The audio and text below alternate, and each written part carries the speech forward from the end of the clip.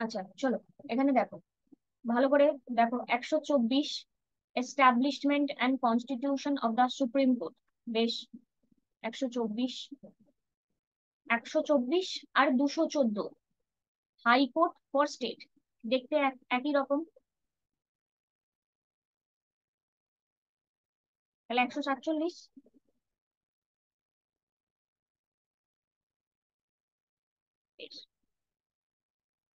অ্যাটর্নির article কত?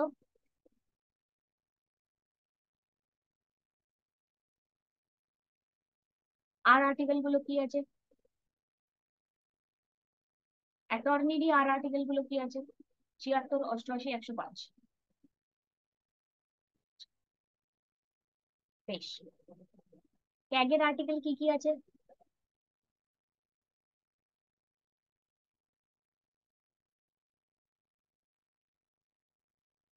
52 না 51? Sure 52?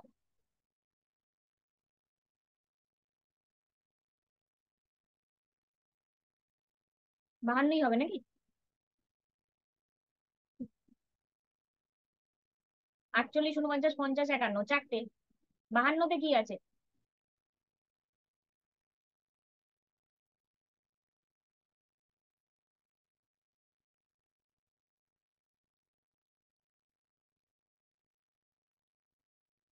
Definition of state.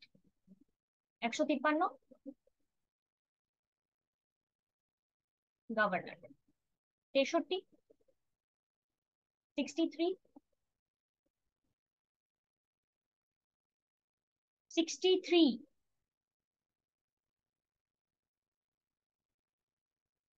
63।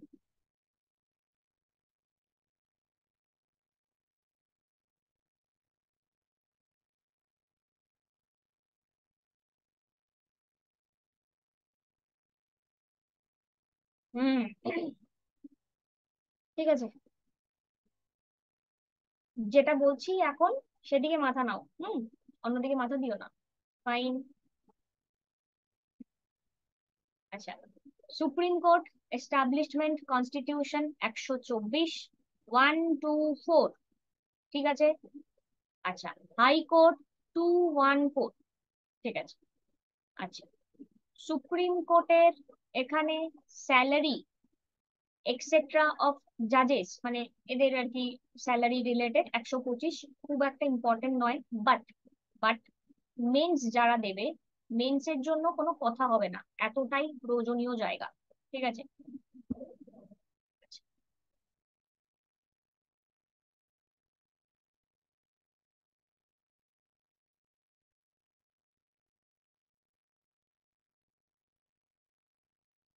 126, appointment of acting chief justice. So এখানে হচ্ছে কি 26 এবং অ্যাক্টিং, এটা মাথায় রাখবে। 26 অ্যান্ড অ্যাক্টিং। 27 অ্যাডহক এক্সট্রা, ঠিক আছে। তো 7-এ এক্সট্রা, এরকম ভাবে ভাবতে পারি যে 7টা দিন চলতে গেলে 112টা মনে করানোর কিছু নেই, আর এখানে 21টা মনে করানোর কিছু নেই। 12 মানে সুপ্রিম কোর্ট, আর 21 এখানে হাইকোর্ট, ঠিক আছে। আচ্ছা, শুধু 26, 26, 26-এ অ্যাক্টিং। এবার এটা মাথায় রাখতে পারো, 25 বছরে গিয়ে আমি স্যালারি পাচ্ছি ডিউ টু আমি 26-এ অ্যাক্টিং করছি, মনে রাখার জন্য বললাম, ঠিক আছে। আচ্ছা, 27 অ্যাপয়েন্টমেন্ট অফ অ্যাডহক এক্সট্রা। তো 7 দিন চলতে গেলে আমাদের কি লাগবে? এক্সট্রা কিছু লাগবে, ঠিক আছে, এরকম। আচ্ছা, সুপ্রিম কোর্টে কোর্ট অফ রেকর্ড হিসেবে কাজ করে। তো অ্যাকর্ডিং টু 129, ঠিক আছে। তো এটা কিভাবে মনে রাখতে পারি? তো 6, 9, এই যে জিনিসটা আমরা যদি খেয়াল করি, তো যদি প্রপারলি আমি রেকর্ড না করি গন্ডগোল হয়ে যাবে। তো 129, এটি হচ্ছে গিয়ে আমার রেকর্ড। 129 আমার রেকর্ড। 131 তোমাদেরকে বোঝানোর কিছু নেই, এটা তোমরা জানো, original jurisdiction of the supreme court. 127 ad hoc. 129 court of record. 131 original jurisdiction of the supreme court. ঠিক। আচ্ছা, এতটা যদি হয় দেন পুরোটা একসাথে লেখো।